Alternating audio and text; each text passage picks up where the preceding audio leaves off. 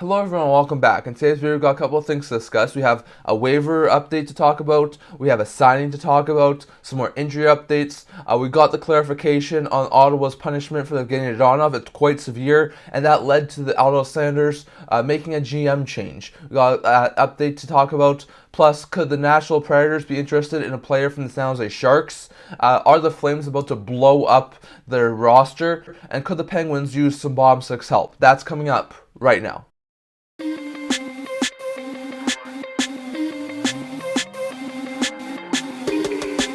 Hello everyone, welcome back to another video here at the Edmonton Hockey Channel. Before I start this video, remember to like this video, and if you're related, remember to subscribe down below. We're so close to 100 subscribers. Thank you for all of your support. I would never be able to do this with all of you guys, so definitely don't forget to subscribe. Now, as usual, I'm going to kick things off today by discussing a signing that happened over the past little while, and that is with the Edmonton Oilers. Now, we know the Edmonton Oilers gave a PTO out to three pretty good veterans, and that was Sam Gagner, Adam Erne, and Brandon Sutter. Sutter left his PTO, wound up retiring, so that left one of the Oilers' PTOs. Erne wound up getting a contract extension, while Gagner went to the AHL to work at there. Well, the Oilers have not overly liked Erne's start to the season, so they placed him on waivers, which we'll get to in a second, and that was enough to clear a cap space to sign Sam Gagner. Gagner, who has experience playing in Edmonton before, signs a one-year, two-way deal with an AAV of $775,000. So a very cheap one-year deal to remain with the Edmonton Oilers. He's played with the Edmonton Oilers before the beginning of his career in 07-08 to 13-14. He was a member of the Edmonton Oilers. He was an Oiler for an extremely long time. He also had a short stint with them in 1920 back in Edmonton. So he's going to get a shot in the Oilers organization. I would expect him to probably get a bottom six role. He has a huge NHL history. He has over 1,000 games played, over 500 points at this point in his career, so he's been a very, very long veteran. He's played a lot of places. Like we said, he started in Edmonton, then he went to Arizona, then he went to Philly, then he went to Columbus, then he went to Vancouver. They traded him to Edmonton. He got a short stint in Edmonton. Then he was to Detroit, got another short stint in Edmonton. Then he went back to Detroit for a couple of years. He played in Winnipeg last season, putting up 8 goals and 14 points in 48 games, and now he's back in Edmonton. So it seems like he has a real soft spot to play in Edmonton, which was the first place he played in the NHL. After a start in the AHL this year, putting up a goal and 5 points in 3 games played, I think the Edmonton Oilers really liked what he was bringing. They definitely liked what he was bringing in training camp. He had an injury that he had to deal with. That's another reason why he went to the AHL. But he knows what it takes to win. He's a really good bottom six forward at this point in his career. So I really do like this deal. I know Erne's a pretty good forward too. I like both of those guys. But Gagner, I think could definitely work as like a solid bottom six forward, maybe fourth line forward with the Edmonton Oilers. And I think he'll definitely do really, really well there. So it's good to see he was able to turn his PTO into an AHL contract, which turned into an NHL contract. So that's really good news there for Gagner, who's able to continue his career right now. So that's absolutely phenomenal news for them. It'll be interesting to see how many games he gets into. I'm not sure if he'll be a regular NHL player, but he's definitely a really good NHL player, and I think he's going to be a fantastic player for the Edmonton Oilers. So Oilers are able to get a bottom six forward signed. He's going to fit in well. He's on a cheap deal, so some really good stuff there for the Edmonton Oilers. Then we had one waiver placement. On Tuesday afternoon, like we said, Edmonton placed Adam Erne on waivers in order to create enough cap space to sign Sam Gagner. Yesterday, he wound up clearing waivers, so that's not overly surprising. Erne is a decent bottom six forward. He was on a cheap deal, but a lot of other players could have signed him onto a PTO and signed him to an NHL contract, and no one else did. So I don't think it's overly surprising he wound up clearing waivers. Like I say, he's a decent bottom six forward. He can kill penalties. He can be a very versatile forward, but he's at this point in his career most likely a 12th, 13th forward. And I don't think very many teams have the space to fit him in, because if they have to fit him in, then they have to place someone else on waivers or demote someone, and I don't think anyone else wanted to do that. So I don't think Erne was able to earn himself onto another team. So at this point in time, he'll go back to Bakersfield. He'll play in the AHL for the Edmonton Oilers until they need him again. So it'll be interesting to see, but I'm not overly shocked Erne wound up clearing. He was on a cheap deal. He's a decent penalty killer, fourth line forward, so I thought there might have been a shot that he was going to be claimed, but I'm not overly shocked that he wound up clearing. So good to see Erne wound up clearing, and the Oilers still have a really good bottom six forward. Going over to a couple of injury updates here. We talked about a couple of these a little while ago. Not overly big injury updates right now. Matthew Benning, who we talked about being cleared to play a little while ago, has an undisclosed injury. He's going to be out for an unknown period of time, so not really great news there. Jacob McDonald, who's started the season on injury reserve, has been cleared to play. So McDonald is going to be back for the San Jose Sharks. That's really good news. Carter Mazur, who was on season opening injury reserve for the Detroit Red Wings, he was cleared to play, and he was sent back down to either minors or juniors. So really good news to see there for Detroit. Nicholas Backstrom has an undisclosed injury. He's going to be out for an unknown period of time. We'll get to Backstrom in a couple of seconds. He's going to be stepping away from the game. Artem Zub's concussion has been updated today, so I'm not exactly sure if he's going to play tonight. But there's been a lot of talk that he'll play at some point, maybe this weekend or next. So it'll be interesting to see if Zub ends up getting in the NHL action. Devon Levi was been cleared to play. He backed up yesterday's game between them and the Flyers, so that's really good news. Hopefully Levi can get a start in the not-too-distant future. Derek Forbort has an undisclosed injury. It sounds like he's going to be a game-time decision for tonight's action against the Toronto Maple Leafs, so that's going to be really interesting to see. John Gibson couldn't go yesterday for the Anaheim Ducks. He's day-to-day right now with the upper body injury, so that's not overly great news for the Anaheim Ducks. Sam Bennett, who recently got off of injuries after suffering an injury earlier in the season, missing the start of the season due to it. He has a lower body injury. He's back out week to week right now, so that's awful news for the Panthers, who could definitely use a guy like Bennett in their lineup. Nicholas Hague has a lower body injury for Golden Knights. He's day-to-day right now. That's not overly great news for Knights defense. Evan Rodriguez has an undisclosed injury. He's going to be a game-time decision for tonight's Florida Panthers game action, so it'll be interesting to see if he gets into game action for the Florida Panthers. And then Carter Hart left yesterday's game due to an injury. It's an undisclosed injury right now. It's going to be out for an unknown period of time. It'll be interesting to see if Hart's going to be out for any length of period of time. So that's all your injury updates. Not an overly abundant amount of injury updates. Definitely some guys have been cleared. Some guys usually game-time decisions or day-to-day. But the one in Sam Bennett is going to be a really bad blow for the Florida Panthers. So hopefully Bennett can get back in the not-too-distant future. That's a really big blow, but for most of these guys, they're either going to be out for the next couple of games or they're getting back into game action. So really good news there. Then we got a couple of news pieces to talk about. First, Nicholas Backstrom has said he's going to be stepping away from the game due to his injuries. We know that he had hip surgery about a year and a half ago. It kept him out for half of the season last year. Backstrom's been a really good player over his course of his career, and some people do think this might be the end of his career. Ever since Backstrom got back after having surgery last year, he's not looked like himself. Last year, he only went to 39 games, so he played just under half of a season. He put up 7 goals, 14 assists, 21 points, 39 games, which is a solid point total, but it doesn't look like himself. This year, he put up an assist in 8 games, a -3 rating, and at this point in time, I'm not exactly sure what's going to be next for Backstrom. So Backstrom's going to take a little bit of a time off. Not exactly sure if this is going to be a long-term thing or a short-term thing. It may be a longer-term thing given the fact it's due to his injury. So it's going to be interesting to see if Backstrom winds up coming back and playing in the NHL, or if this might be his career. I definitely do think that injuries have ended some people's careers. So if this is due to his injury and this is going to be a long-term thing, we could see Backstrom maybe retire in the not-too-distant future. I mean, he's got this year left, plus one more season at $9.2 million, and then he's a free agent. So if this injury is really bugging him at this point in time, and it's something that's keeping him from playing hockey, there's a very likely chance that maybe Backstrom's career in the NHL is done. So if that's true, absolutely awful news for the Washington Capitals.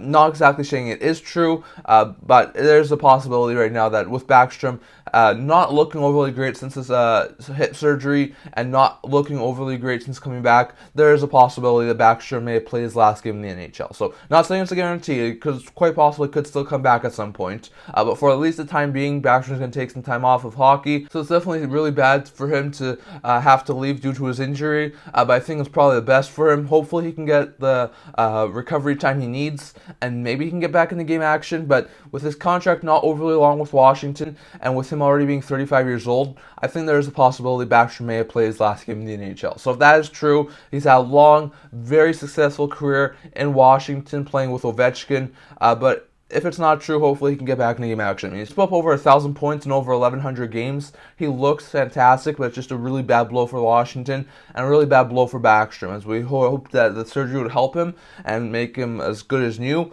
But he still has that injury right now, and that's really hurting him right now. So hopefully he can get back into game action, but it's not a guarantee that Backstrom will ever be back for the Washington Capitals.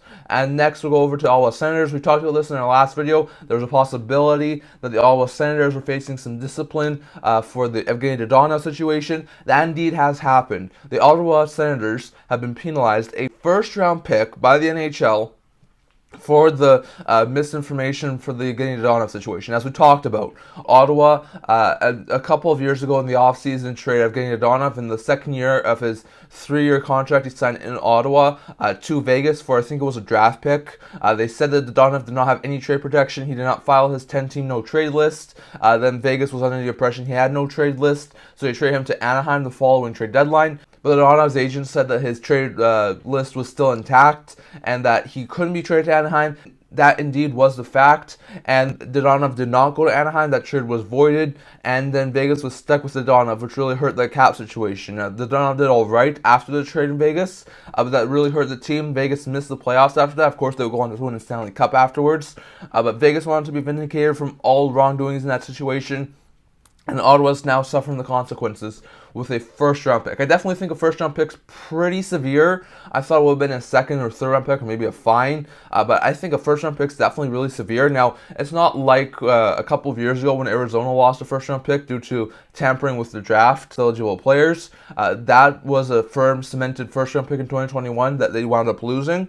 This for Ottawa is a little bit different. They're able to choose the first-round pick that they wind up giving up. So they're going to have a choice between a 2024 first-round pick, a 2025 first-round pick, and a 2026 first-round pick, which I think is a little bit better. It's not overly ideal to lose a first-round pick. I think it's still a pretty harsh punishment. But if they were to lose the first-round pick, this is probably the best way to do it. They have to announce by the draft lottery that year if they're going to give up the first-round pick. So if they have a really bad season this year, they can push it to next year or the year after. If they push it both this year and next year, they're going to have to give up the 2026 first-round pick. So it'll be interesting to see which one they do. But, I mean, if they make the playoffs one of these next 2 years and they're doing overly well by the draft lottery, I think there's a very likely chance the Ottawa Senators just give up that first-round pick. So it'll be interesting to see. But definitely, this is a really bad blow for Ottawa. Definitely losing a first-round pick. I know Michael Andlauer did a press conference. He was not overly happy. He said when he was buying the team, it never came up that Ottawa may be penalized a first-round pick for this. This happened like a while ago, so I am quite surprised it took this long to punish Ottawa. If they were going to punish Ottawa, I saw it would have been a lot sooner than this long. But definitely, that's going to be interesting to see what happens. But that's a really bad blow for Ottawa to lose a first-round pick. Like I said, I thought it would have been maybe a second or a third-round pick, maybe a fine of some sorts for the Ottawa Senators. I thought it would have been somewhere along those lines. But I am quite surprised that they wouldn't have to give up a first-round pick. And I really, really thought that the Ottawa Senators would have gone away a little bit lighter. So it'll be interesting to see if this winds up remaining. Like I said, one of 24, 25, or 26 first-round picks. So they're going to have options. If they have a bad season one of these years, they will be able to defer to the next year. So it'll be interesting to see. But on top of all of this is just a really bad thing for the Ottawa Senators. And hopefully they're able to right the ship and all these off-ice distractions don't hurt them anymore. But definitely, I don't think this was a really great situation for Ottawa, and this was happened like a couple of years ago, so I'm really surprised that it took this long to come up with a penalty for the Ottawa Senators. So it'll be interesting to see, but Vegas has been vindicated from the Dadonov situation that happened a couple of years ago, and Ottawa's suffering the consequences with a first-round pick, and it's going to be a first-round pick in either 2024, 2025, or 2026.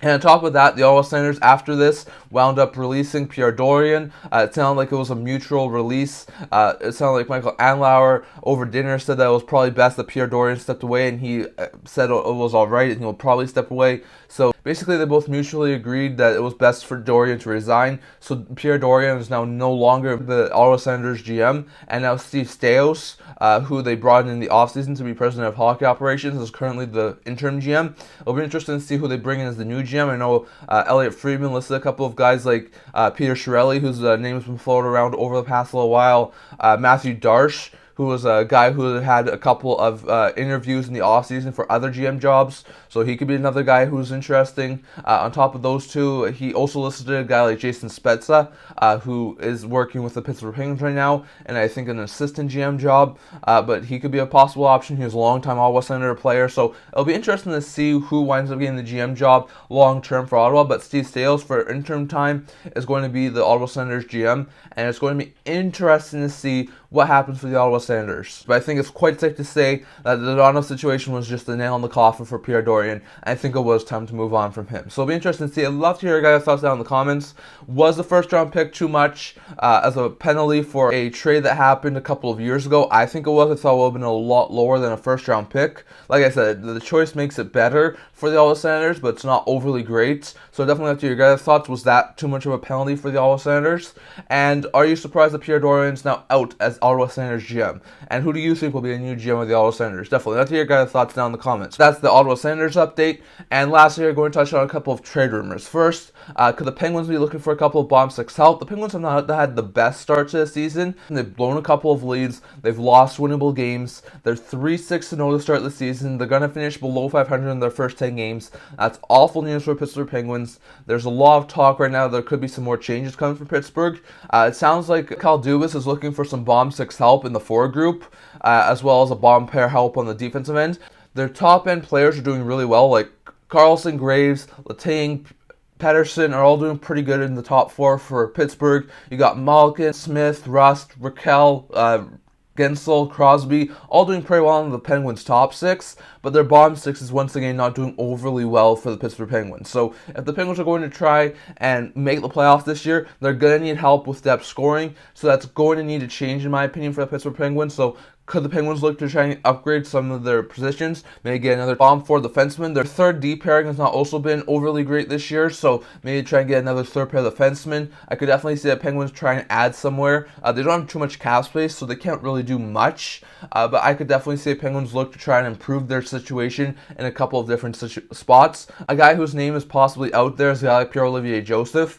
They're excited him to be a solid fifth defenseman for the Penguins this year, sort of take a next step forward, but he was not able to do that this year. He's been a healthy scratch on multiple occasions, and some do think that's possibly time to go their separate ways and possibly move him for an upgrade like a third pair defenseman or a bottom six forward. So it'll be interesting to see, but I definitely do think the Penguins need some help. They've had a really bad start. I was not expecting their start to be this bad. So it'll be interesting to see what the Penguins do, but I would not be overly shocked if Dubas who's looking for some bottom six help. According to some people, he's looking at trades, he's looking at waivers, maybe even possibly a free agent signing. So it'll be interesting to see what happens. But it sounds like the Penguins could look to try and add bottom six forward, bottom pair defenseman in the not too distant future, and maybe a guy like Pierre-Olivier Joseph, if it is indeed a trade that the Penguins are going to go with, may wind up being the best way to try and get that player that they want. So it'll be interesting to see, but Pierre-Olivier Joseph may be a guy who's on the move in the not too distant future by Pittsburgh Penguins, and it looks like the Pittsburgh Penguins are trying to upgrade their bottom six. Going over to Nashville Predators, I saw an article, remember not anything that was mentioned by insiders, but just an interesting article saying, could Logan Couture find his way to Nashville? We know that Nashville, in the offseason, was looking for a top-end center. They had talks around Evgeny Kuznetsov for Matt Duchene's swap before they bought out Matt Duchene. They look like they have a pretty good center group. They could definitely use like another top-end center. They signed Ryan O'Reilly, who in the perfect role will be a good second-line center, but is currently the team's first-line center right now. So we know they could use some more center help, and could a guy like Logan Couture be a good fit there? I think it will be a fantastic fit, in my opinion. The Preds are probably one of the only teams in the NHL who could take on Logan Couture's full salary without having to really give up anything. I think that would be a fantastic move by the sounds of Sharks, because they don't have the retained salary slots.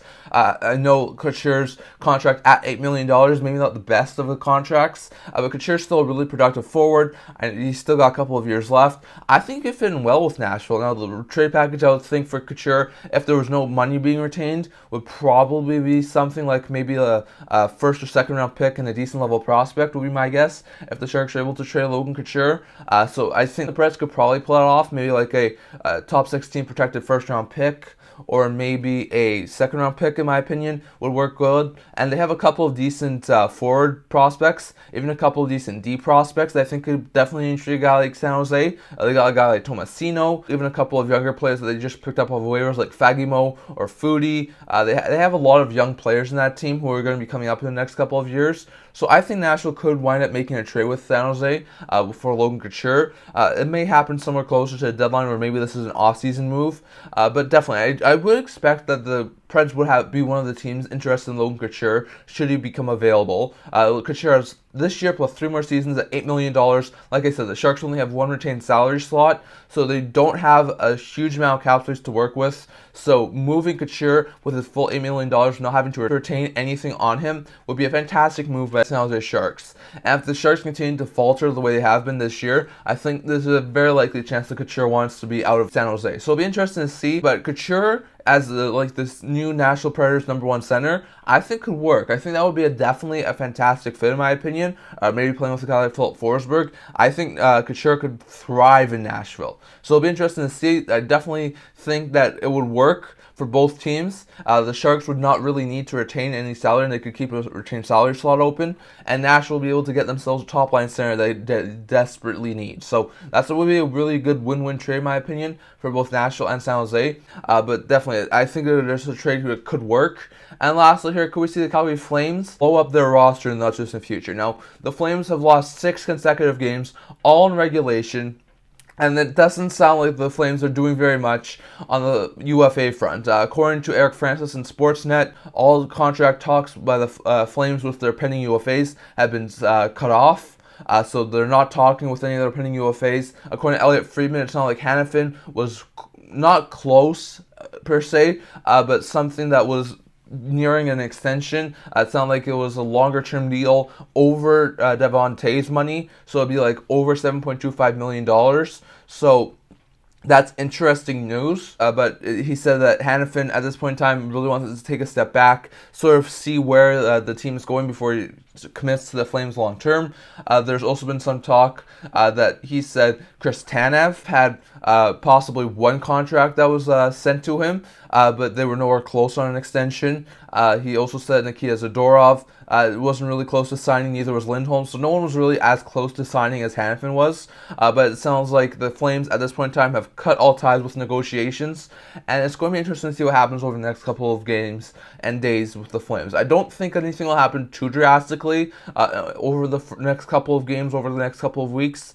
But I think if we get closer and closer to the deadline and the Flames are still faltering, still falling, still not doing overly well this year, there's going to be a lot of change come to this organization. Now, if you look at the Calgary Flames and you look at their list of players who are currently NHL players right now, they have a couple of young guys up in the NHL, which is really good. But if you look at their other players who they still have in their contracts, most of these guys are tradable. I look at this team's Huberdeau and Couture are probably the only two who are really not tradable. If the Flames were to try and blow up the roster, those would be extremely difficult to move. Huberdeau's not played up to a $10.5 million player. Couture's not played to a $7 million player. Those two are long-term deals. Couture still has this year plus 5 more years. Huberdeau has this year plus 7 more years. So those two are not going to be easy contracts to trade. But everyone else on this team is reasonably tradable. Both Igor Sharangovich and Andrew Mangiapane are a year away from hitting unrestricted free agency. Both would net really decent returns, so I could see both of those guys, if not right now, then maybe in the offseason, be traded by the Calgary Flames. We know Elias Lindholm is currently a pending UFA. He's an extremely likely trade chip, in my opinion. You also have a couple of decent bomb six forwards like AJ Guerrier and Dryden Hunt, who could be trade chips at some point. Dylan Dubé is an RFA. Would he sign long-term, or the Flames possibly move him? Blake Coleman has 3 years left at $4.9 million. Not sure too many teams will be interested in taking that on, so that might be a contract that the Flames are stuck with right now. Backlund still signed 2 years at $4.5 million. He just signed an extension. He's not going anywhere, so it'll be interesting to see. But I think on the forward group, if they were inclined to trade some players and they're not overly happy, Mangiapane, who has this year plus 1 more, Sharangovich was this year plus 1 more, Lindholm was a pending UFA, maybe Dubé, could all be possible trade chips to the Calgary Flames. On the back end, Uyghur's going to have this year plus 7 more seasons at $6.25. That's not a bad contract, but they would not really, in my opinion, be overly great to trade him. Rasmus Andersson still got a couple of years. I don't think they would trade him. But Hanifin, Tanev, Zadorov, Osterley, Gilbert. There are 5 other defensemen on the NHL roster right now, all pending UFAs. So I think there's a very likely chance that if the Calgary Flames continue to do this bad and are sellers at the deadline, there's a very good chance that some of those players wind up getting moved, whether it be Hanifin, Tanev, Zadorov, Osterley, some of those guys. are going to be winded up to be moved. In the Nets, you have Markstrom, who was 2 years after this year at $6 million. Vladar, I think they still want to move Vladar and try and get Wolf into game action. So it'll be interesting to see. But I think there's a very likely chance because there's some sort of a retool or a rebuild from the Calgary Flames. The Flames have not looked overly good. Huberdeau and Couture are not doing overly well with their long-term contracts. This team is not playing overly well. They're on a 6-game losing streak. They can't seem to find ways to win. They always find ways to lose. If this continues for a little bit longer, they're going to go through a retool or a rebuild. If they go through a retool or a rebuild, I think there's a very likely chance UFAs like Lindholm, like Tanev, like Hanifin, all possibly wind up getting moved at their trade deadline. So it'll be interesting to see, but this may be the last run of the Calgary Flames core, and guys like Lindholm, Hanifin, Tanev may be traded at the deadline for a return. So it'll be interesting to see if they wind up getting moved. But definitely, I'd love to hear your guys' thoughts down in the comments. Do the Flames, if they can continue to lose and not do overly well, do they trade Lindholm, Tanev, Hanifin at the deadline, and will they go through a rebuild or a retool? Which one do you think is more likely for the Flames, and do you see that being a possibility for the Flames? Definitely love to hear your guys' thoughts on that. Is Nashville a really good fit with Logan Couture? I think it is, and I think Couture could be a really good #1 center in Nashville. If there was a possible trade between those two teams, what sort of a trade package would San Jose want? Definitely love to hear your guys' thoughts on that. Do the Penguins wind up adding some bottom six help? And if so, do they move Pierre-Olivier Joseph to do that? Definitely love to hear your guys' thoughts on that. And what else do you think about the stuff we talked about today? Waiver update, signing, injury updates. What do you think about Backstrom taking a little bit of a leave from hockey? Is he play his final game in the NHL? And what do you think about the Ottawa Center situation? Definitely love to hear your guys' thoughts down in the comments. But that's all I'm going to talk about for today. So remember to like this video, and if you really like to, remember to subscribe down below. We're so close to 100 subscribers. Thank you for all of your support. I would never be able to do this without all of you guys. So definitely don't forget to subscribe. I also have a blog talking about news, rumors, analysis, stuff like that. So let me check that out. I'll leave a link to that in the description below. And I can't wait to see you guys all for the next video. See you guys soon.